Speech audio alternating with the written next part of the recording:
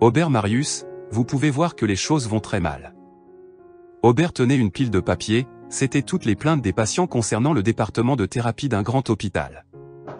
Oui, je peux le voir, mais ce n'est pas le premier jour, n'est-ce pas?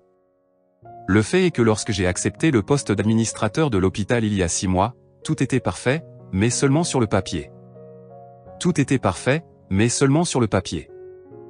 Ce département semblait être le meilleur, et comme un écolier naïf, j'ai décidé que puisque tout était si bien là-bas, je n'avais pas besoin d'y prêter trop d'attention.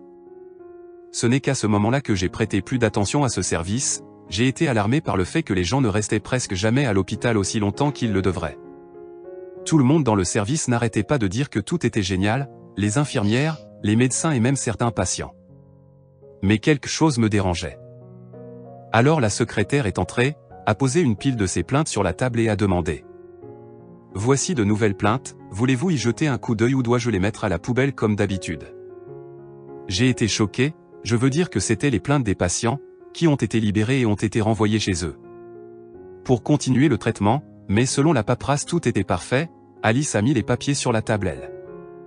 Était une jeune professionnelle, mais elle était très déterminée, sa détermination à sauver beaucoup de vies quand elle travaillait dans le service d'urgence. Elle a été invitée à travailler dans une clinique privée coûteuse, mais elle a trouvé cela très ennuyeux là-bas en raison du manque de patients avec des maladies graves. Edmund Ledcat, quel pouvoir, j'ai quoi? Je peux faire? Alice, ce que tu penses être le mieux. Tu sais que je ne peux pas virer tout le monde sans preuve, le chef du département est en congé, mais il ne reviendra pas ici, cette position est la tienne, tu peux. Virer tout le monde si tu veux ou tu peux, essayer de les rééduquer. J'ai besoin d'1 ou 2 jours avant que vous ne me présentiez au personnel, l'administrateur de l'hôpital l'a regardé. Oui, je vais travailler comme concierge, demain nous devons donner 1 jour de congé à l'un des concierges, si 1 jour ne suffit pas, alors 2. Il l'a regardé avec admiration, allez-vous faire tout ce que font les concierges? Alice sourit, sur Edmund Ledcat, d'accord, mais promets-moi qu'en cas d'imprévu, tu m'informeras immédiatement, d'accord. Au matin, Alice s'habilla dans les vêtements de sa grand-mère et marcha lentement. Dans le couloir, une infirmière lui bloqua le passage. Qui êtes-vous et où allez-vous avec tant d'assurance? Je remplace Emma Stevens aujourd'hui, elle ne se sent pas bien et on m'a envoyé pour la remplacer. C'est un concierge? Oui, un concierge je vois. Il y a une buanderie au bout du couloir, puis la fille a regardé Alice et Harry. Tu es ridicule, je n'ai pas vu de vêtements comme ça depuis 100 ans. Alice a souri de manière contestataire et a traversé le couloir, l'infirmière l'a regardé d'un air furieux.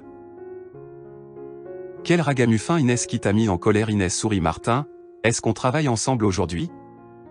Oui, es-tu heureuse? Martin s'est amusé à lui pincer le côté. Inès a crié. Martin était un type mystérieux, à qui on pouvait demander n'importe quoi.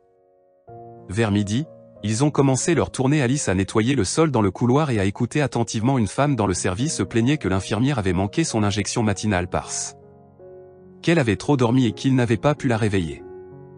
Pour le petit déjeuner, ils lui ont donné du porridge brûlé, c'était dégoûtant. Le docteur est parti soudainement. Je ne comprends pas, à quoi vous attendiez-vous? C'est un hôpital public, si vous n'aimez pas quelque chose, allez dans un hôpital privé coûteux ou rentrez chez vous. Lorraine s'est redressée, choquée, car la patiente pleurait. Le médecin est sorti de la salle, l'infirmière qu'Alice avait rencontrée le matin lui parlait.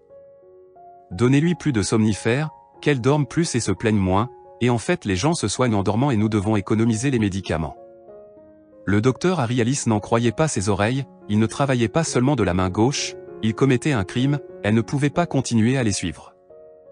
Elle ne pouvait pas entendre ce que les patients et les autres disaient, sinon elle aurait été immédiatement compromise, alors elle a continué à nettoyer le sol avec diligence. Mais le chiffon était plein de trous, il était presque impossible de nettoyer le sol. Après une demi-heure, elle est allée au poste d'infirmière. L'infirmière la regarde avec étonnement, je ne sais pas ce qu'est un chiffon, je n'en ai aucune idée. Les concierges le ramènent probablement de chez eux, mais l'hôpital alloue de l'argent pour cela, les chiffons doivent être fournis chaque mois. Inès a arrêté de faire défiler son téléphone, elle a regardé Alice avec confusion. Ce qu'Alice voulait redire, mais une voix d'homme est arrivée de derrière. Qui est si arrogant, qui veut perdre ce travail? Alice s'est retournée brusquement, et elle a vu le même docteur, qui faisait sa ronde ce matin. Qui êtes-vous? Je suis concierge. Alors allez faire votre travail, arrêtez de vous relâcher. Mais j'ai besoin de nouveaux chiffons, je ne peux pas nettoyer le sol avec ce chiffon. Le docteur Harry, vous portez des chiffons. Prenez n'importe quel chiffon, ils sont tout parfaits pour nettoyer le sol. Aubert répondit que vous n'avez pas le droit de discuter de ce que je porte. Le docteur s'inclina en plaisantant. Pardonnez-moi Magnum Mosley, auriez-vous l'amabilité d'arracher votre jupe de brocart pour nettoyer le sol, ma reine? Alice n'a pas eu d'autre choix que de partir. Le type qui travaillait comme infirmier se dirigeait vers le poste des infirmiers. Le docteur était déjà parti. Inès lui a raconté tout ce qui s'était passé en détail. Martin la regarde d'un air sérieux, je ne comprends pas ce qu'il y a de si drôle. Inès était confuse et ne savait pas quoi dire. C'est juste une concierge, mais elle fait semblant d'être intelligente. Alors quoi, les concierges ne peuvent pas être intelligents, enfin je veux dire qu'elle travaille comme concierge. Martin quitta le poste des infirmières et se dirigea vers la sortie. Il décida de demander au personnel d'entretien d'un autre service un chiffon pour cette étrange femme.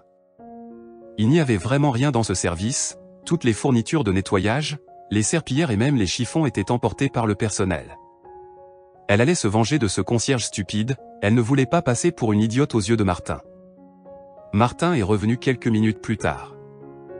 Inès a été surprise de le voir porter un nouveau chiffon. Elle s'est précipitée sur Martin.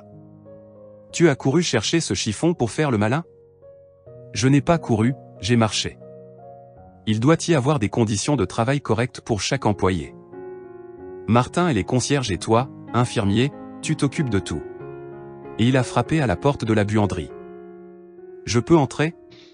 Alice a déjeuné aujourd'hui, elle a pris une salade avec des légumes verts et des crevettes. « Oui, quelque chose ne va pas. » Je t'ai acheté de nouvelles guenilles. Lorraine a regardé attentivement Martin et lui a souri en le remerciant. Mais elle a vu la surprise sur le visage de Martin et s'est rapidement couverte d'une écharpe. Inès, scrutant le contenu de la boîte à lunch de Lorraine, a dit très fort qu'il s'avère que les concierges peuvent gagner de l'argent et qu'ils peuvent s'offrir des crevettes pour le déjeuner. Elle s'apprêtait à rentrer chez elle. Lorraine a entendu des bruits forts venant de la salle du personnel. Elle s'est approchée et a soudainement vu qu'il y avait deux docteurs là. Le docteur qui travaillait de jour et l'autre qui commençait la nuit. Ils buvaient de l'alcool et parlaient de la nomination prochaine d'un nouveau chef de service. « Ne t'inquiète pas pour ça, même si elle le fait, reste ici, nous allons rapidement l'apprivoiser, elle travaillera comme nous le voulons. Ce serait bien sinon, si le patient arrête de payer alors je ne pourrai jamais. » Finir de construire ma maison d'été, Lorraine s'est dirigée résolument vers la sortie, quand elle était dehors Martin l'a rattrapée. « Je peux te raccompagner, il se fait tard. » Elle a haussé les épaules. Ça ne sert plus à rien de faire semblant d'être une concierge. Lorraine a volontiers tendu le dos et retiré l'écharpe de sa tête. Martin regarda avec horreur la transformation. Atla avait raison sur un point, tu n'as pas l'air d'une concierge.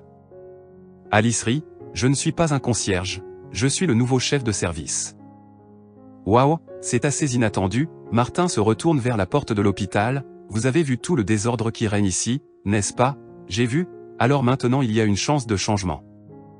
Il va y en avoir une. Beaucoup de changements que tu ne peux même pas imaginer. Martin l'a raccompagnée chez elle tout le long du chemin. Ils ont parlé. Il s'est avéré que Martin était chirurgien, mais après la mort d'un de ses patients, ce qui n'était pas sa faute, il a décidé de devenir infirmier. Ça ne me semble pas juste. Tu pourrais sauver des vies en travaillant comme médecin, et ça ne demande pas de volonté pour devenir infirmier. Martin la regarda bizarrement, mais ne répondit rien. Le matin, Lorraine Nicole se rendit dans le bureau de l'administrateur de l'hôpital. « Eh bien Edmund Letcaf, tu n'as aucune idée du nid de frelons qui se cache ici, c'est vraiment si grave que ça. » Ça ne peut pas être pire que ça, je pense que la police devrait s'en occuper, mais elle vit la tristesse sur le visage de l'administrateur de l'hôpital. « Mais je comprends qu'impliquer la police ruinerait la réputation de l'hôpital, alors occupons-nous en nous-mêmes. » Alice Marius, c'est bien, allons-y, tout le personnel attend dans la salle du personnel. « Oui, mais j'ai une question, il y a un infirmier, il s'appelle Martin, il n'est pas juste un simple infirmier, Martin est un bon docteur, c'est un docteur de Dieu, non. Il y a longtemps, il a opéré un patient sans espoir, sans aucune chance de survie, le patient est mort sur le coup. Après l'opération, il n'avait plus qu'une semaine à vivre, les proches qui avaient supplié Martin d'opérer ce patient sont allés à la police, l'enquête a prouvé que Martin n'y était pour rien. Mais il a décidé de démissionner.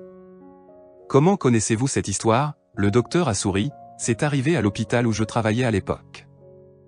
Il se dirige vers la salle thérapeutique, des voix du service se font entendre, de la salle du personnel Alice ouvre la porte, et entre l'administrateur de l'hôpital. Entre après et Inès la reconnaît, immédiatement elle est choquée et se penche, vers le médecin en lui chuchotant quelque chose. Il regarde Inès avec incrédulité, il acquiesce avec confiance.